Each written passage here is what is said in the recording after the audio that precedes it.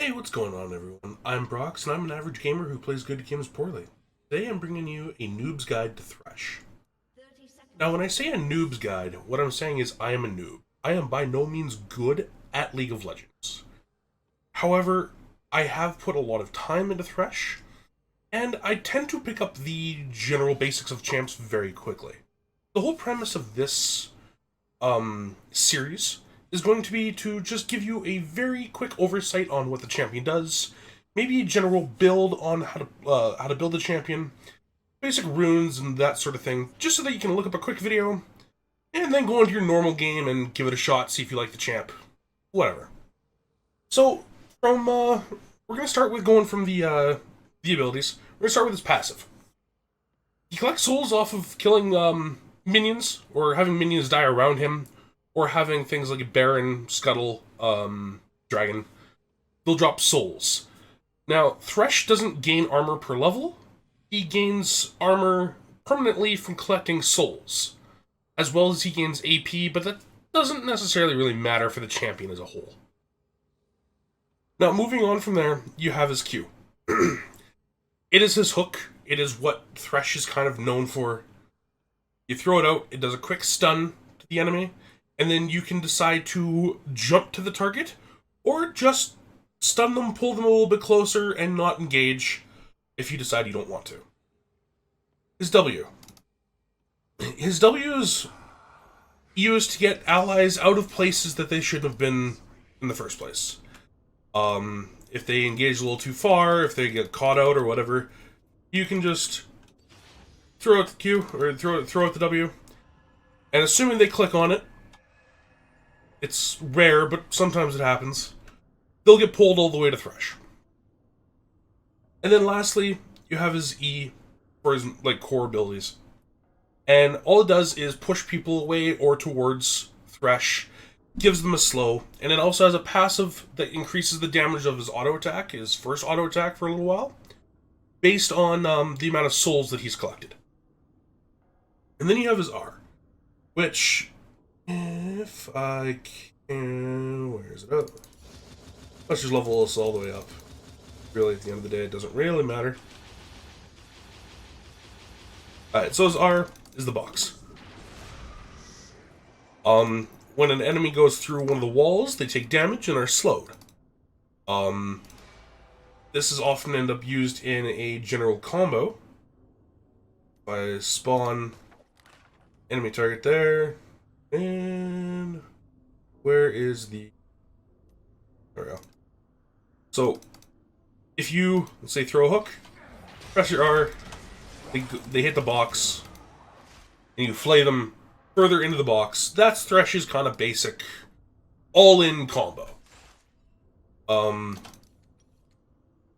And that's really all you really need to know about his abilities. His hook is on just a straight line skill shot. And like I said, you can decide, whether or not you want to go in. You don't have to bring the hook. You can just kind of drag them away and then run away because you decide that 1v3, not a good idea. Alright, going from there, let's talk about, items. Itemization on Thresh is very, simple. Essentially, you want, CDR. And so what I tend to do, now keep in mind, I am bad at the game, but from what I've looked up, what I've read, this is the general thing. Start off with your steel shoulder guards, 2 health bots, your warding totem. Now, assuming you get to, have a good level 2 all-in, things work out well for you, by the time you back first, you should be able to go with a Kindle Gem, and probably your base boots and a couple control words. After some fighting, you go back for a bit. I imagine you're going to end up either using all of your biscuits, which we'll talk about in a sec, or all of your health bots. So let's go with the assumption you've used all your health bots. Then, when you come back next, you're going to want to try to go for a Glacial Shroud. Between the Kindle Gem and the Glacial Shroud, it allows you to build in to I would say about 90% of Thresh's items, as well as it gives you 35% CDR, utilizing what 1700 gold. That is great on Thresh. I mean, 35% CDR with his Q, it's almost like an 8-second Q. That's nothing. You know, you get to hook people constantly. And if you, when you land the Q on anything, it reduces the cooldown by 3 seconds, which makes it almost like just under a 5-second cooldown on his Q. But leading on from there, what I tend to do is if you're absolutely smashing in lane, you go Zeke's. It just allows you to just punish further. I would say, like, you know, if you and your, like, ADC are, like, 4-0 between the two of you, grab Zeke's. No harm done there. If you guys are even or behind, Knight's Vow. It allows you to eat a little bit of damage for your team, or more specifically your ADC. And, it allows you to maybe live in the lane a little bit longer, maybe to take that trade just a little bit further, and possibly win out. So those are typically my first 2 items. And I also tend to get Boots of Mobility somewhere in there, because I personally like to roam a lot to mid lane, and put wards out and stuff like that, and the faster I can move around, the faster I can get back to the ADC, who's more than likely trying to kill himself by 1v2ing. Obviously, at some point you're going to end up leveling up your support item, so you're going to want to trade Warding Totem out for an Oracle Lens. So at this point, you're going to have the your support item. You're going to have these 2 items here in your boots. So what do you do with the last 2, I guess last 3 slots?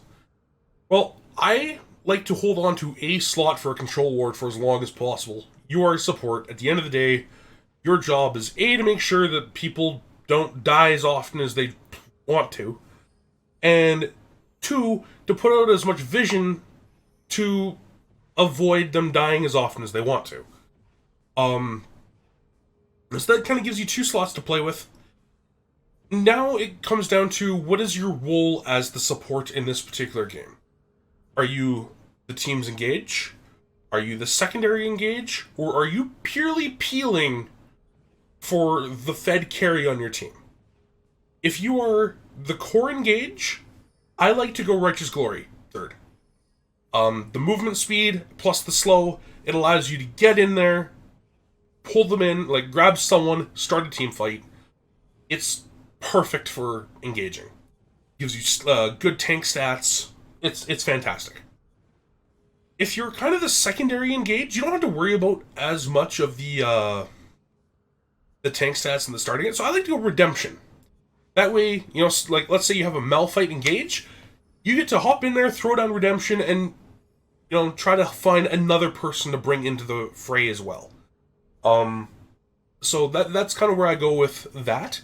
And now, if you're purely peeling for your ADC, you know, he's the fed one. You're just trying to make sure that he lives. There's 2 routes you can go. You can go Mikhail's or Locket. If they're constantly getting CC'd for some godforsaken reason they can't buy a QSS, then go Mikhail's, because someone apparently has to help play their champion for them. Otherwise, go Locket. It's going to give a little bit of that shield. Hopefully the assassin on the enemy team didn't get fed by the mid laner too harshly, and you get to keep your ADC alive a little bit longer due to the Locket. And then the last item is kind of up to you, because obviously you're kind of hoping the game ends before you need to have all of your items finished, because you do want to keep your control wards. You want to be placing control wards at every objective. You know, you don't want to keep a control ward around for too long, because it's probably not doing anything for where you're at in the game. But usually if you're going for either Redemption or Locket or something, you probably either want to go for one of the other 2. So one of these 3 are usually your 4th and 5th items. And then from there you get to maybe be a little bit greedy. I personally like Deadman's. Gives good stats, but you're kind of lacking MR at this point. You have a little bit through Zeke's, and I don't know if you get anything else from any of it. No, you don't. So if you need that little bit of extra MR, then I tend to run, depending on their team, usually an Abyssal Mask if the carry on your team is a magic user. Give them that little bit of extra oomph. Or if you're the engaged, Gargoyle's Stoneplate is fantastic. You end up in the middle of 5-man team fights all the time. You hook, you fly yourself in there, you flay them all up, and you hit gargoyles. And hopefully with your, like, 4,000 HP, you'll survive, maybe. Or at the very least, your team might win the team fight. Otherwise, Spirit Visage is just a very standard, all-around good item to have. But that's kind of it for items. Thresh is very, I don't know quite the word I want to use. He's got great utility. You can kind of put him anywhere and use almost any item, and he'll make it work. That being said, his runes are not quite as forgiving. If we look at him now, I go Aftershock exclusively.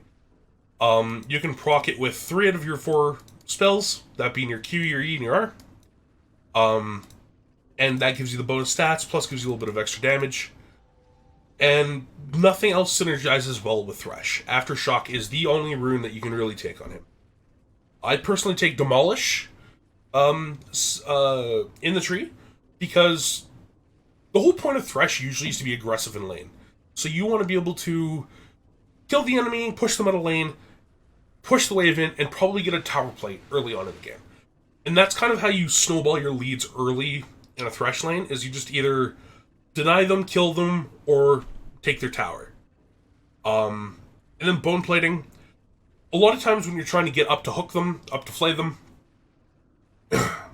you will get a little bit of poke hit, and that's kind of where bone plating kind of helps, because it kind of mitigates that first little bit of poke so that you can start the fight and hope that your ADC ends it for you.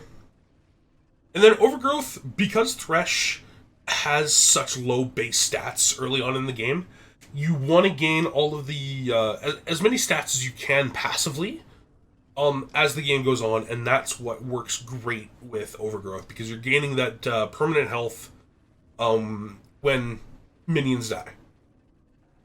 It might not seem like much, but it scales quite excessively.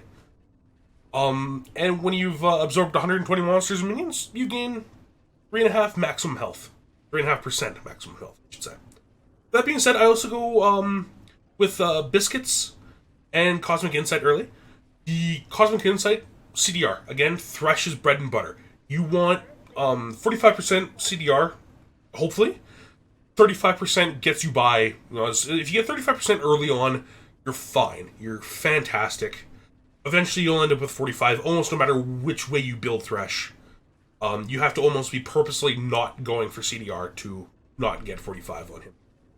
And then the Biscuits, again, he can get poked out in lane. That is probably his biggest weakness. That and, you know, people being smart and not giving you a place to land your hook, because oftentimes they'll hide behind their minions and you can't hit them. But yeah, you want to be taking Biscuits just to kind of survive and, you know, deal with the poke. But that's kind of the Noob's Guide to Thresh, guys. He's on paper very simple. There is a lot of things that you can do on him that people don't initially realize, and you won't know until you try. So the best suggestion I can give is take this guide, give him a shot, play some normal games, and try things. You won't know until you try. And that's everything I really have to say about it. Thanks for joining me. If you like the video, press like. If you don't, well, there's a dislike button there too. And if you want to see more content, hit subscribe, and I'll see you guys next time. See ya.